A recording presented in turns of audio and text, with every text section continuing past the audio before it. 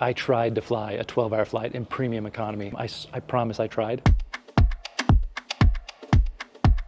Cathay Pacific, Johannesburg, Hong Kong. I booked it. We were ready to go. This morning I get an email, my seat has changed to row 12. Your row 12 is no longer premium economy. So we're in business on the A350. I'm sorry, I apologize. I can't lie. I'm secretly a little bit relieved to have a flat bed in my own space.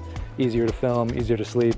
Long flight, but I really did want to test out the premium economy on a long run. They missed an opportunity to make it exciting. Be like, you've been upgraded. Instead they were like, we're sorry, your seat has changed. I'm like, oh.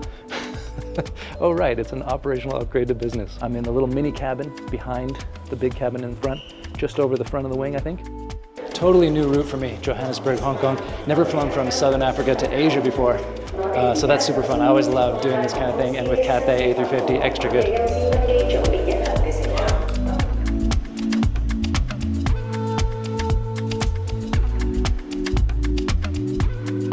Interesting little mini cabin here. I was curious to see what it would be like. It was the last window seat left to be back here anyway. I prefer normally to be further forward and get a nicer view of the engine.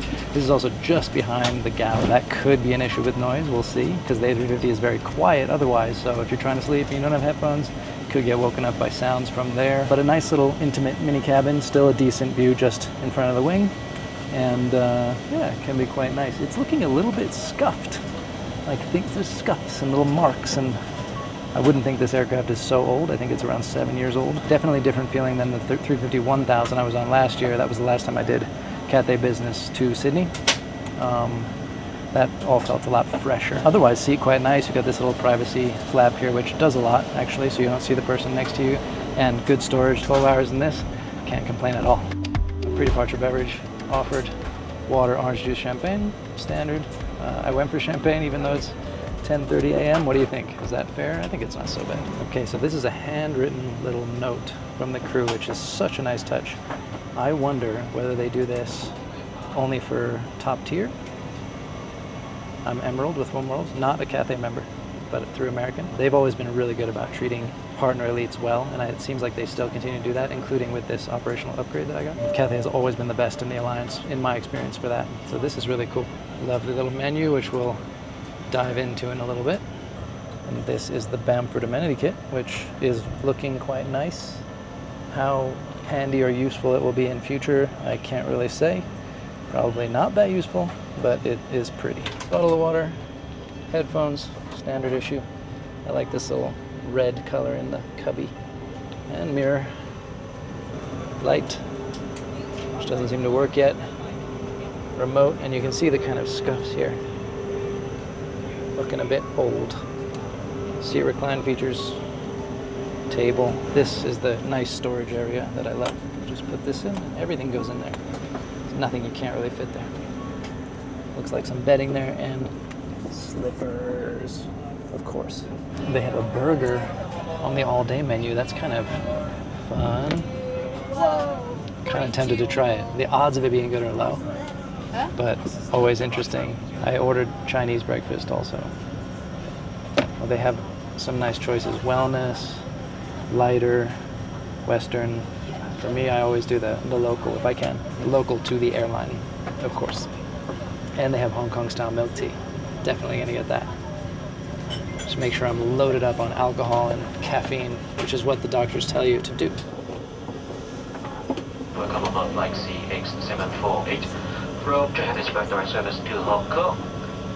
Join me by First Officer Ida Tuesday, Nicholas Hitchcock, and Second Officer Alfred Wong. Together we will take you to Hong Kong with a flight time of 12 hours and 20 minutes. We're going down to evacuation slide. Sit up straight, keep your arms in front of you, and look towards the landing point.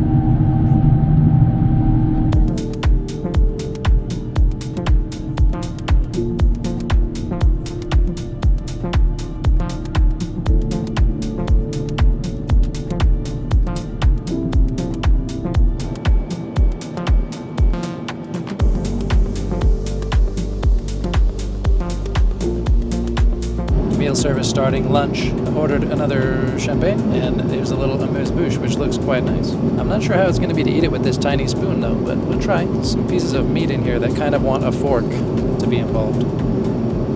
See what I mean?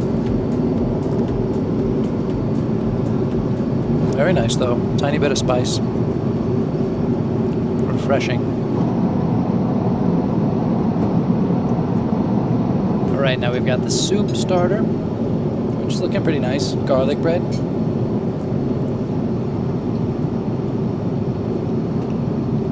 Alright. Garlicky enough. Nice soup. I'm happy. Time for braised beef with rice and a little soup as well. Pretty fun looking.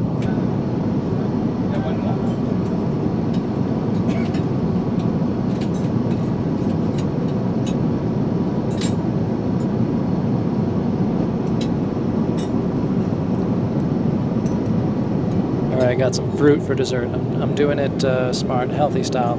I didn't get the tiramisu. We both like the tiramisu. If you get that reference, then you're I don't know what you are. Here's the fruit though.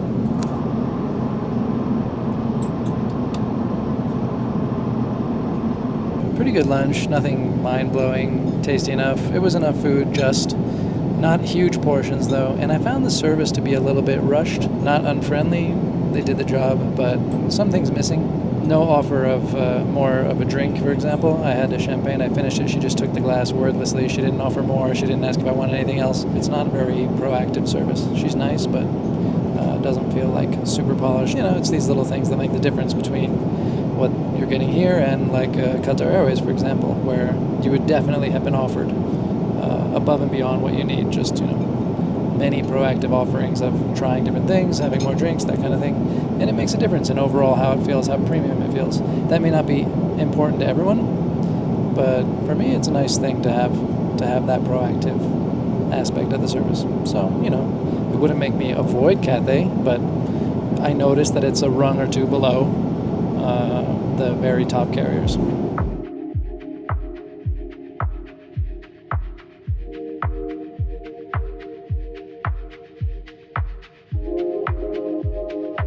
I'm not really in the mood to be productive or to sleep really, or even to watch a movie really, so I'm reverting to the old standby.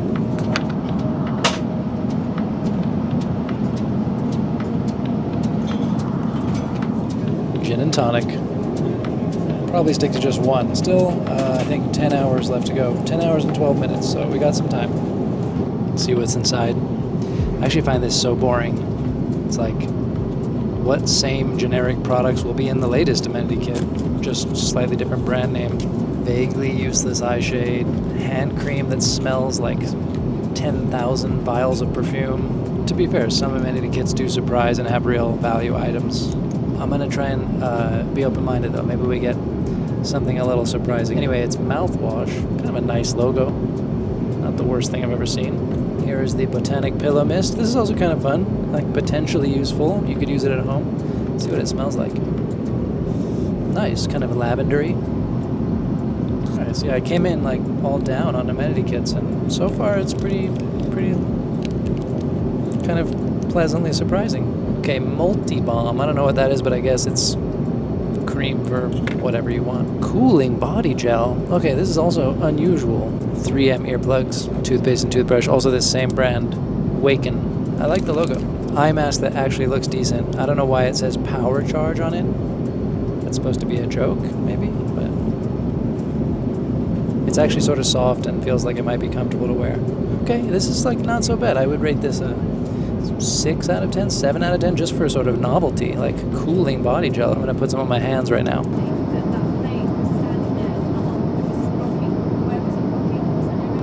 I honestly don't know what to make of that. Do I feel cooled? Yeah, kind of refreshing feeling on the skin. Smell is not my favorite. It's actually in my nose now. What a mess. Can you guys let me know in the comments what cooling body gel is supposed to be?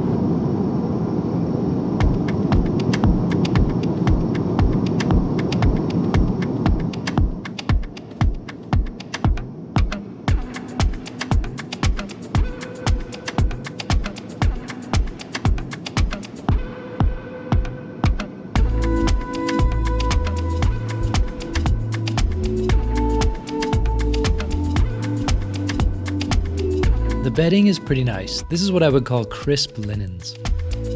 So we have here most of the selection. Fruit and vegetable chips, standard potato chips, cherry almond superfood cookie, and this looks quite tasty, caramel popcorn in a bowl.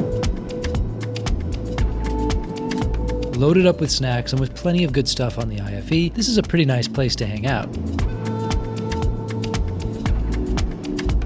I got a Hong Kong milk tea as well and reclined a bit as it got dark and was feeling pretty content.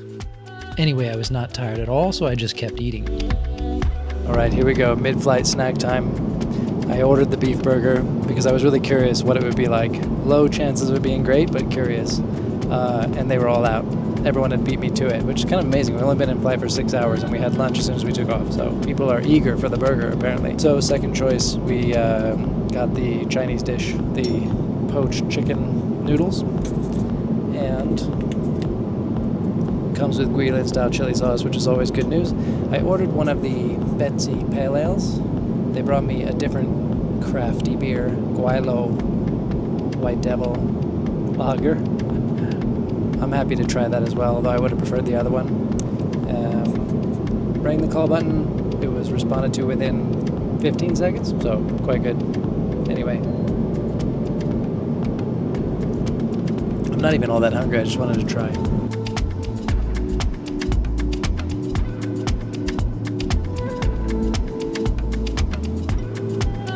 Pretty nice, but pretty mild flavor.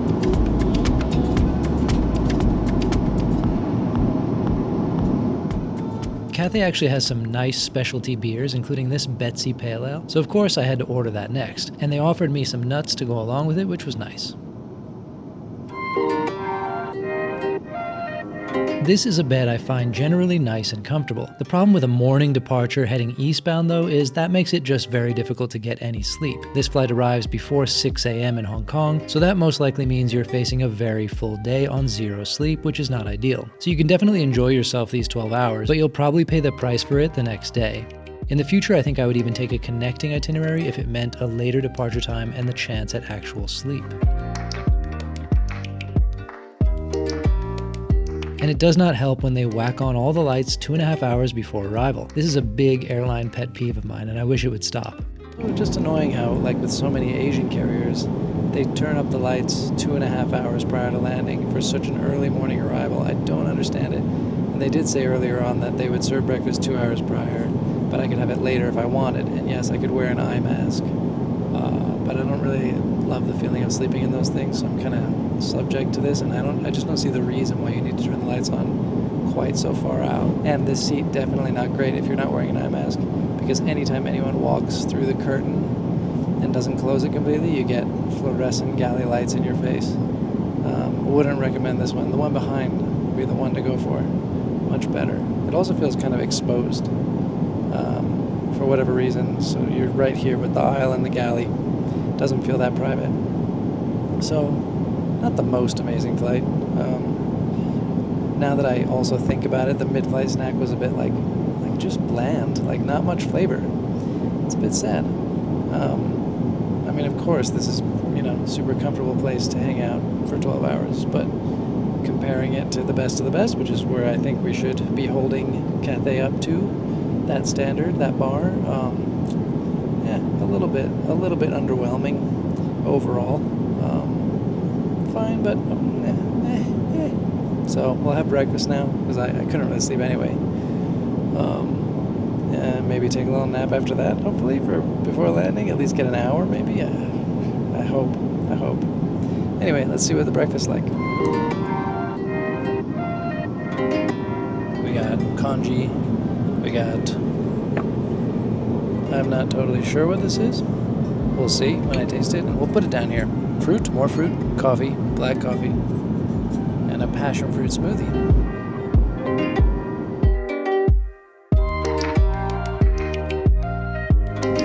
Again, it definitely needs Guilin chili sauce. These massive slices of ginger, which you kind of bite into raw. It's intense, but I guess it wakes you up. You better like ginger, though, to get this. It makes it a bit better, but even the chili sauce kind of leaves it a bit... Like, it's as if the chili sauce itself is a little bit bland. I don't know. I'm not sure. Maybe my taste buds are less sensitive today. Coffee is okay though. Nice smoothie.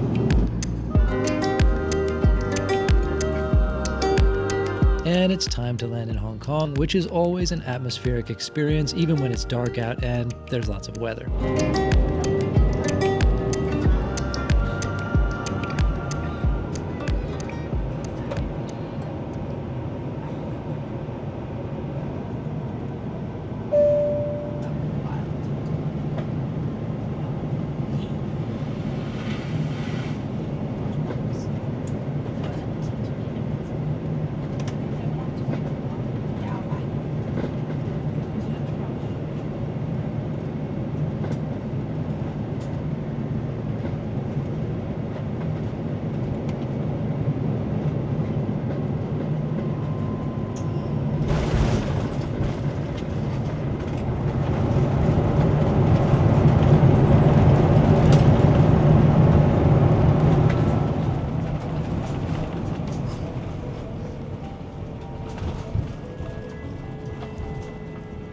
Nice landing, though still dark, so not possible to see too much, and quite a bit of cloud cover, so only got visibility in the last few thousand feet of the descent.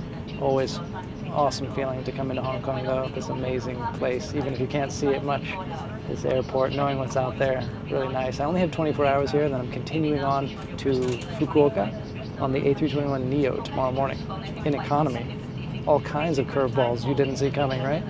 I've never flown to Fukuoka either. Famous airport code. Yeah, so just the flight was fine. Like I mentioned before, I hold Cathay up to quite a high standard. And with that standard in mind, it didn't quite live up. It wasn't as good as my last few Cathay flights. But really, it's small things. Also the flight departure time and the fact that it sort of feels like you want to sleep, but it's hard to sleep. And this seat selection, the last minute upgrade meant that I didn't have my optimal choice of seat. I think next time I would be up there in the forward cabin, halfway up or so, good engine view, nice ambiance. Anyway, welcome to Hong Kong. Now it's time to do 24 hours in Hong Kong. It's going to be action-packed, or I'll be falling asleep half the day, I'm not sure. Hoping they let me into my hotel room early. Fingers crossed. Pray for me. Talk to you next time.